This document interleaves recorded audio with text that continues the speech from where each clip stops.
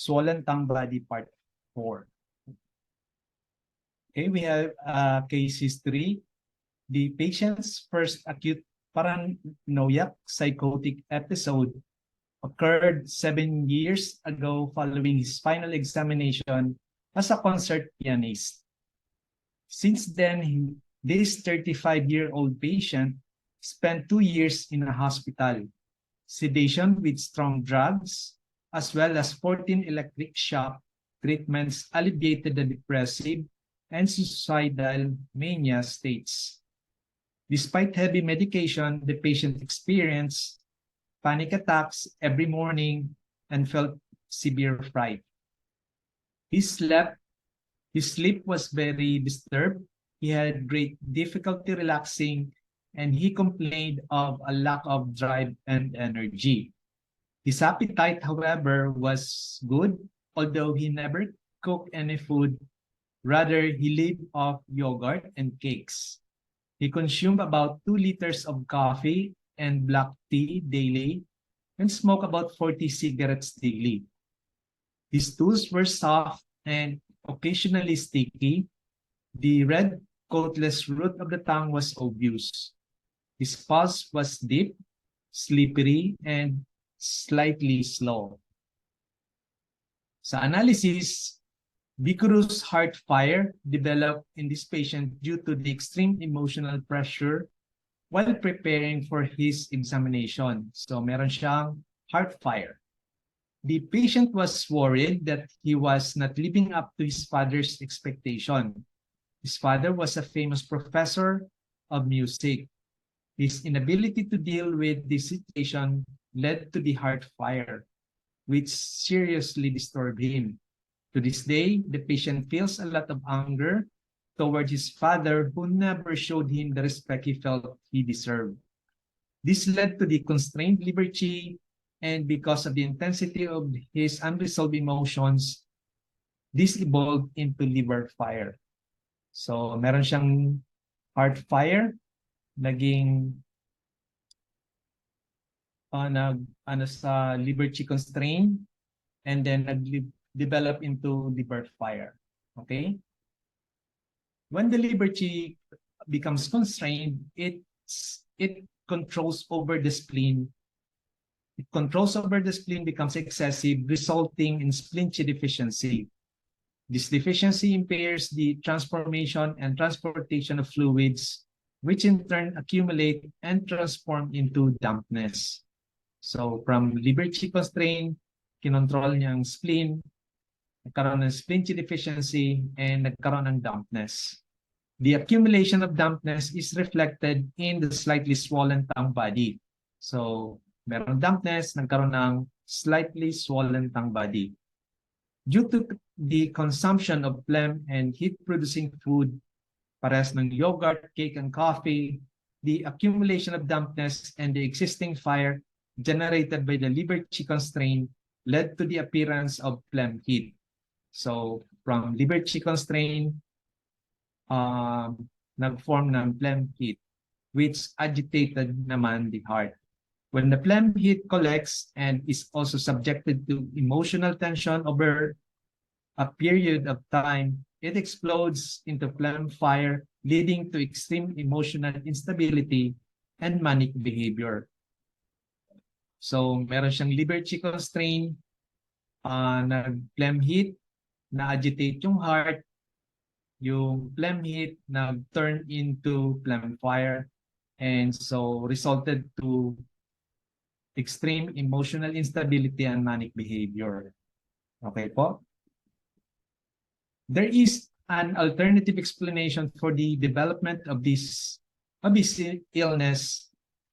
When liberty is constrained and the fluids are not distributed, over time, it will lead to the formation of phlegm. So dito may another explanation from liberty constraint, dahil hindi siya na-distribute, nag-form ng phlegm. The long-standing liberty constraint with the presence of phlegm can develop into phlegm fire, especially when it exists alongside emotional tension and the intake of large amount of heat-producing food. So, from liver chi constraint, nag-form ng phlegm, tapos nag-develop into phlegm fire, and with emotional tension, and plus pa ng heat-producing food. Okay? Phlegm fire is visible here in the dark yellow, old greasy tongue coating. So, ma-observe po natin doon sa surface ng tongue. When the fire is very intense, the patient will glide into a manic phase. When the phlegm is more dominant, the patient will feel more depressed, which is characterized by a lack of drive and energy. So, yun po yung nag-result. Beside neuroleptic medication, the patient is also being treated with powerful antidepressant drugs which are responsible for the slow and deep pulse. So, ma-observe po natin na ang paggamit ng patient ng mga antidepressant drugs, we could observe it to the pulse representing a slow and deep pulse. The slippery aspect of the pulse denotes the presence of phlegm. So, ma-confirm through the pulse diagnosis na may slippery, and so there is a presence of phlegm. Both the severe attacks of fear and fright as well as the medication have contributed over the years to a deficiency of kidney, reflected in the tongue coating without root. So, since meron mga severe attacks of fear and fright, so ang organ affected sa this kind of emotion is the kidney. So, nagkakaroon ng kidney deficiency, and ma-reflect or ma-confirm through the to the tongue. So, having a tongue coating without root. When the patient reported that the fears and inner restlessness had again become stronger, the root of the tongue developed an intensely red discoloration. At this point, the kidney deficiency allowed kidney fire to arise. So, kidney deficiency nag-result again to kidney fire, which contributed to agitation of the spirit. Okay? So, sa discussion, the tongue shape as well as the coating reflect kidney deficiency. If the coating is peeled and looks old, this indicates a lack of fluid and kidney deficiency. In this case, a new coating was not produced because of lack of fluids and yin, not because of stomach chi deficiency. When the peeled old-looking coating appears in combination with an intensely red tongue body, the kidney deficiency is very severe. Okay po? So we have another case here with the male, 35 years old. Ang pag in-observe natin ng tongue ng mabuti, it is red and swollen, which indicates that there is accumulation of damp heat. Okay? Patient also has a contracted root, which indicates that there is a kidney yin and essence deficiency. Okay? Next, there is a yellow teeth coating at the root. Kung titingnan po natin, yung pinakalikod ng tongue, this indicates that there is accumulation of damp heat in the lower burner. Ang symptoms ng patient, there is occasional burning sensation with urination, smelly and soft stools. There is a dry cough, and meron siyang exhaustion. Sa Western diagnosis, meron siyang chronic prostatitis at the age of 35. Background to disease, there is drugs and alcohol abuse. There is also severe demands at work. Okay po? Next patient, we have a female, 33 years old. Observe po natin mabuti ang tongue. There is a pale red and swollen edges. Okay? This indicates that there is a spleen chi deficiency. Meron siyang contracted root with thin yellow coating. So, sa likod po ng tongue, which indicates that there is a kidney yin deficiency with accumulation of damp heat in the bladder. Okay? Ang symptoms ng patient, there's a frequent and urgent urination. Meron siyang insomnia, may night sweats, there is a depression, there's a feeling of pressure in the stomach, and meron siyang gastric fullness. Sa Western diagnosis, there is a chronic cystitis. Ang background to disease, there is irregular eating habits, there is sleep, overwork, and there is unresolved emotional problems. Okay po? So next patient, we have a female 42 years old. Observe po natin mabuti ang tongue. There is a slight pale, swollen edges. Okay, yung gilid po ng tongue, swollen edges. This indicates that there is a spleen chi deficiency or accumulation of dampness. There is also a slightly reddish center without root. Okay, which indicates that there is an onset of heat and dryness in the stomach. There is also a white thin coating, which is normal. And sa likod ng tongue, there is a depression at the root, which indicates that there is an essence deficiency. So, ang symptoms, we have tendency to catch colds. There is a severe exhaustion. There is desire for sweet foods. Na meron siyang weight gain and loose stools. There is none sa Western diagnosis and background to disease. The patient is overwork and caffeine abuse. Okay po. Next patient, we have a male, 26 years old. Observe po natin ng tongue. Meron siyang pale red, slightly swollen, which indicates that there is a slight spleen chi deficiency. Meron siyang slightly peeled red center. Okay, check natin yung tongue, which indicates that there is an onset of heat in the stomach. Meron siyang yellow coating with red points at the root. Okay, sa likod po, na-observe, makikita natin, which indicates that there is a damp heat in the intestine. Sa symptoms, there is heartburn, merong regurgitation, stomach pain with stress, there is diarrhea after intake of dairy products. There's none sa Western diagnosis, and sa background of the disease, there is stress due to examinations and excessive intake of dairy products. Okay. Next patient, we have a male, 22 years old. Okay, observe natin mabuti yung picture ng tongue. There is a pale red, slightly swollen edges. Okay, which indicates that there is a spleen chi deficiency or accumulation of dampness. Next, there is small cracks at the center of the tongue. So, kung titingnan natin mabuti, may mga cracks po sa center ng tongue. Meron siyang dry center without coating, which indicates that there is an onset of stomach yin deficiency. Okay? Next, meron siyang yellow thin coating at the posterior third. Okay, which indicates that there is a slight retention of damp heat in the lower burner.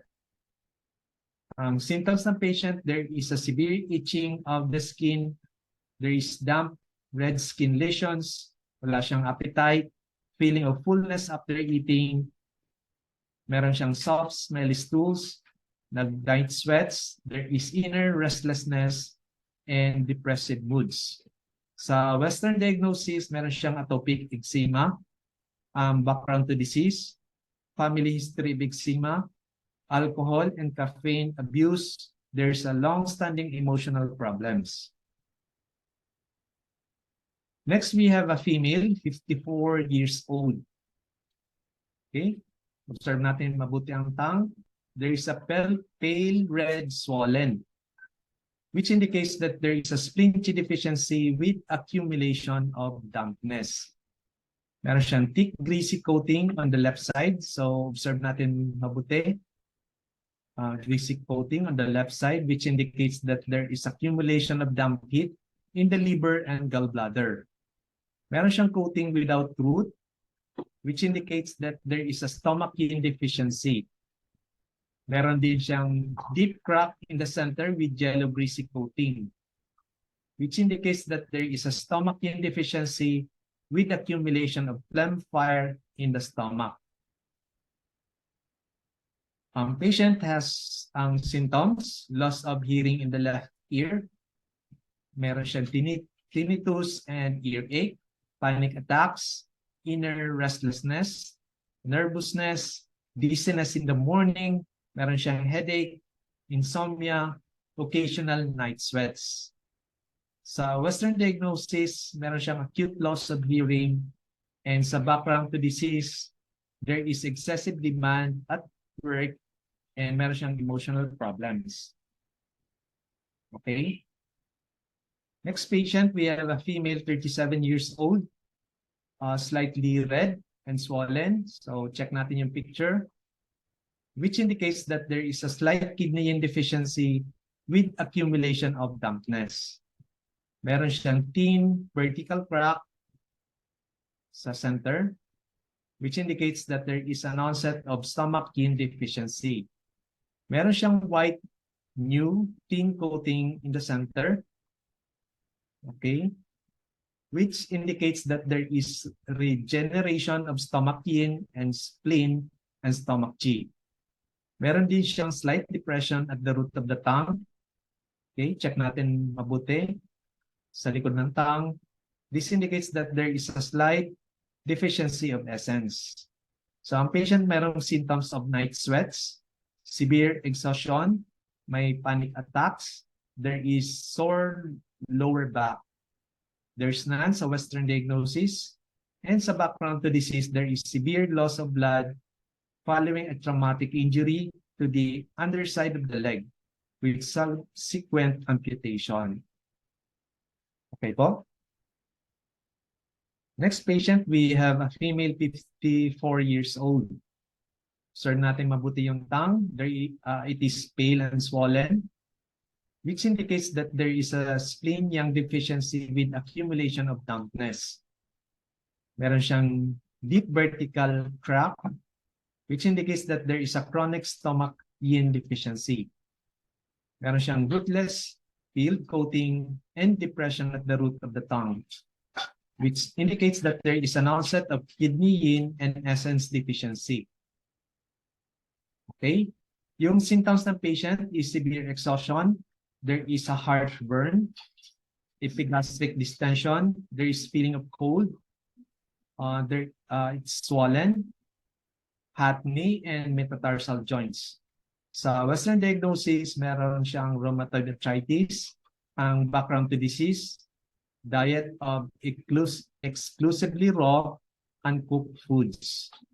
There is overuse of anti-inflammatory drugs and painkillers. So next patient natin is a male, 32 years old. Observe natin mabuti ang tongue. There is a reddish with red edges and slightly swollen, which indicates that there is accumulation of damp heat in the liver and gallbladder. Okay? Meron din siyang vertical crack with greasy yellow coating. Okay? Check natin yung picture.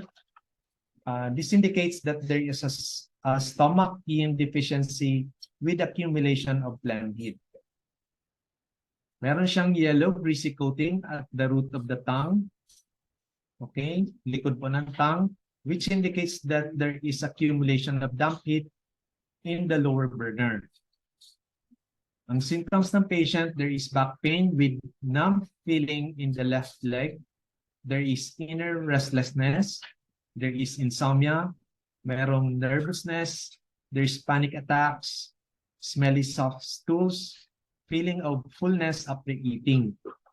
Sa Western diagnosis, protruding disc between the 4th and 5th lumbar vertebrae. And sa background to disease, alcohol abuse, irregular eating habits, suppressed emotions, and too much sitting. Okay po? Next patient, we have a female 52 years old. Okay? Check natin yung tongue. It is pale and swollen, which indicates that there is a spleen deficiency with accumulation of dampness and blood deficiency. There is also a deep vertical crack and rootless peeled coating. Okay? Check natin yung picture. which indicates that there is a stomach yin and kidney yin deficiency. Meron din siyang peeled coating at the tip of the tongue, okay, which indicates that there is a heart yin deficiency. Ang symptoms ng patient, there is a severe attack of fear and panic. Meron siyang feeling of pressure in the head. Merong inner restlessness. May cold hands and feet. There's none sa Western diagnosis, and sa background to disease, meron siyang mental overwork and menopause. Okay?